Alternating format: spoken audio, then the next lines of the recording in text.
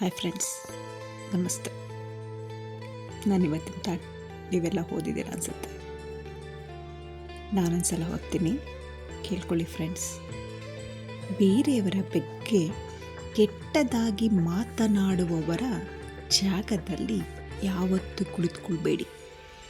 ಯಾಕೆಂದರೆ ಅಲ್ಲಿಂದ ನೀವು ಎದ್ದು ಹೋದ್ಮೇಲೆ ಮುಂದಿನ ಚರ್ಚೆ ನಿಮ್ಮದೇ ಕೂಡ ಆಗಿರುತ್ತೆ. ಇದು ಎಲ್ಲರ ಜೀವನದಲ್ಲೂ ಆಗಿರುತ್ತೆ ಫ್ರೆಂಡ್ಸ್. ಈಗ ಕೆಲವೊಂದು ಉದಾಹರಣೆಗಳು ಹೇಳ್ತೀನಿ. ಹಳ್ಳಿ ಕಡೆ ಆಗಿರ್ಬೋದು, ಇಲ್ಲ ಸಿಟಿ ಕಡೆಯಲ್ಲೂ ಆಗಿರ್ಬೋದು. ಕೆಲವರು ಹೆಂಗಸರುಗಳಿಗೆ ಕೆಲಸ ಇರಲ್ಲ. ಅವ್ರೇನು ಮಾಡ್ತಾರೆ, ಕುತ್ಕೊಂಡ್ಬಿಡ್ತಾರೆ ಒಂದು ಕಡೆ. ಕುತ್ಕೊಬಿಟ್ಟು ಬರೀ ಅವ್ರ ಮನೆದೇಗೆ ಇವ್ರ ಮನೆದೇಗೆ ಅಂತ ಚರ್ಚೆ ಮಾಡ್ತಾರೆ. ಅವ್ರ ಮನೆಯಲ್ಲಿ ಏನೇ ಆಗಿರಲಿ, ಅದ್ರಿಗಿಂತ ದೊಡ್ಡದ್ದೇ ಏನಾರ ಆಗಿರಲಿ, ಅದ್ರ ಬಗ್ಗೆ ಚರ್ಚೆ ಮಾಡಲ್ಲ.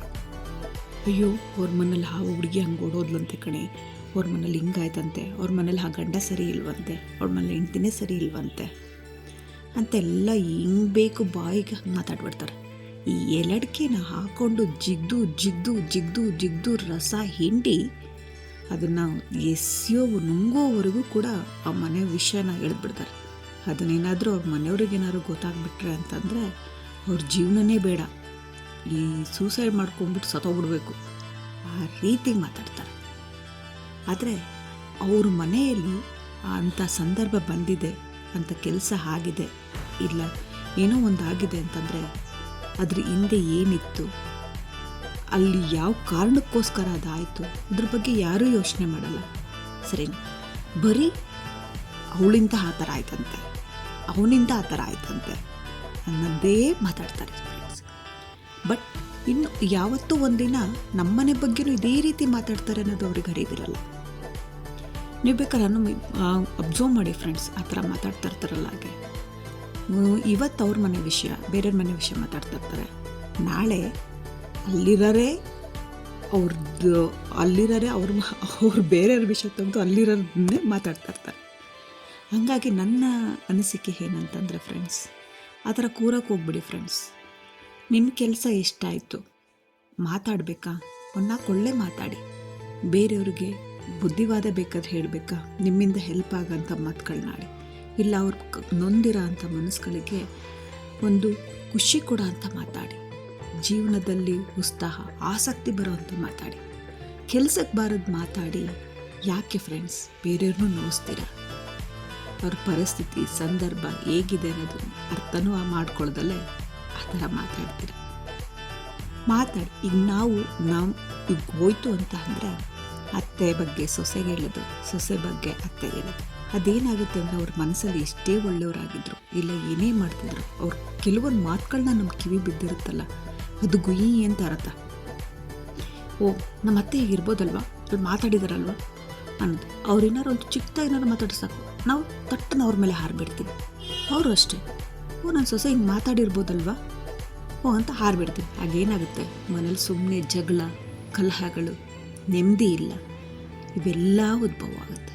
ಅದ್ರ ಬದಲು ಯಾಕೆ ಫ್ರೆಂಡ್ಸ್ ಬೇರೆಯವ್ರ ಬಗ್ಗೆ ಮನೆ ಬಗ್ಗೆ ಮಾತಾಡಬೇಕು? ಅವ್ರವ್ರು ನೋಡ್ಕೋತಾರೆ, ನಮ್ಮದನ್ನ ನಾವು ನೋಡ್ಕೊಳ್ಳೋಣ. ಫಸ್ಟು ನಾವು ಸರಿ ಇರೋಣ. ನಾವು ಸರಿ ಇದ್ದರೆ ಎಲ್ಲ ಸರಿ ಇದ್ದಂಗೆ ಫ್ರೆಂಡ್ಸ್. ಬೇರೆಯವ್ರ ಮನೆ ಬಗ್ಗೆ ಮಾತಾಡ್ತಾ ಇದ್ದಾರೆ ಅಂತ ನಿಮಗೇನಾದ್ರು ಗೊತ್ತಾದರೆ ಅಲ್ಲಿಂದ ಬಂದುಬಿಡಿ ಫ್ರೆಂಡ್ಸ್. ನಿಮ್ಮ ಬಗ್ಗೆನೂ ಏನಾದರೂ ಮಾತಾಡ್ಕೊಳ್ಳಿ, ಅದನ್ನು ತಲೆ ಕೆಡಿಸ್ಕೊಂಬಿಡಿ. ನಮ್ಮ ಮನೆ ಸಂಸಾರ ಅವ್ರು ಮಾಡೋಕ್ಕೆ ಬರಲ್ಲ ಫ್ರೆಂಡ್ಸ್. ನಮ್ಮ ಮನೇಲಿ ಬಿರುಕುಂಟಾದರೆ ಅವ್ರು ಸರಿ ಮಾಡೋಕ್ಕೆ ಬರಲ್ಲ ಫ್ರೆಂಡ್ಸ್. ನಮ್ಮ ಜೀವನ ನಮ್ಮದು, ಹಾಳಾದರೂ ನಮ್ಮದು, ಉದ್ಧಾರ ಆದರೂ ನಮ್ಮದು. ನಾವೇ ತುಂಬ ಎತ್ತರಕ್ಕೆ ಬೆಳೀತಾ ಇದ್ದಾರೆ ಅಂದರೆ ಅಲ್ಲೊಂದು ಏನಾದ್ರು ಒಂದು ಇದೆ, ಅಯ್ಯೋ ತಗೋ ಅವಳೆ ಆ ಥರ ಏನು ಬೆಳೀತಾ ಇದ್ದಾಳೆ, ಏನೋ ಮಾಡ್ತಾ ಇದ್ದಾಳೆ ಹಿಂಗೆ ಬೇಕು ಆ ಥರ ಎಲ್ಲ ಇಷ್ಟಾಗಿ ಮಾತಾಡ್ತಾರೆ. ಅದು ತುಂಬ ಜನಕ್ಕೆ ನೋವಾಗುತ್ತೆ ಫ್ರೆಂಡ್ಸ್. ನಿಮ್ಮಿಂದ ಆದರೆ ಬೇಕಾದ್ರೆ ಅವ್ರಿಗೆ ಹೆಲ್ಪ್ ಮಾಡಿ, ಬಟ್ ಮಾತಾಡೋಕ್ಕೆ ಹೋಗ್ಬೇಡಿ. ನನ್ನ ಅನಿಸಿಕೆ ನಿಮಗೆ ಇಷ್ಟ ಫ್ರೆಂಡ್ಸ್ ಹೇಳಿದ್ದು.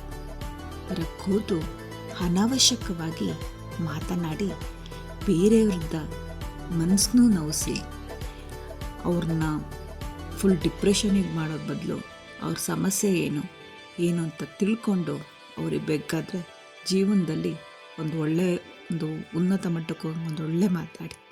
ಅಷ್ಟೇ ಫ್ರೆಂಡ್ಸ್ ಬೇಕಾಗಿರೋದು. ಬೇರೆಯವ್ರ ಬಗ್ಗೆ ಮಾತಾಡೋಕ್ಕೆ ಹೋಗಬೇಡಿ. ನಮ್ಮದೇನು, ಮುಂದೆ ಏನು, ನಮ್ಮ ಜೀವನ ಹೇಗೆ ಅನ್ನೋದು ನಮಗೆ ಏನೂ ಗೊತ್ತಿರಲ್ಲ. ಸರಿನಾ ಫ್ರೆಂಡ್ಸ್? ಈ ಥರ ನಿಮ್ಮ ಜೀವನದಲ್ಲೂ ತುಂಬಾ ಅನುಭವ ಆಗಿರುತ್ತೆ. ಆ ಥರದ್ದೇನಾದ್ರು ಇದ್ದರೆ ದಯವಿಟ್ಟು ನನಗೆ ಕಮೆಂಟ್ ಮಾಡಿ, ಅದನ್ನು ನನ್ನ ಹತ್ರ ಶೇರ್ ಮಾಡ್ಕೊಳ್ಳಿ. ಅದನ್ನು ಬೇಕಾದ್ರೆ ನಾವು ಚರ್ಚೆ ಮಾಡುವ.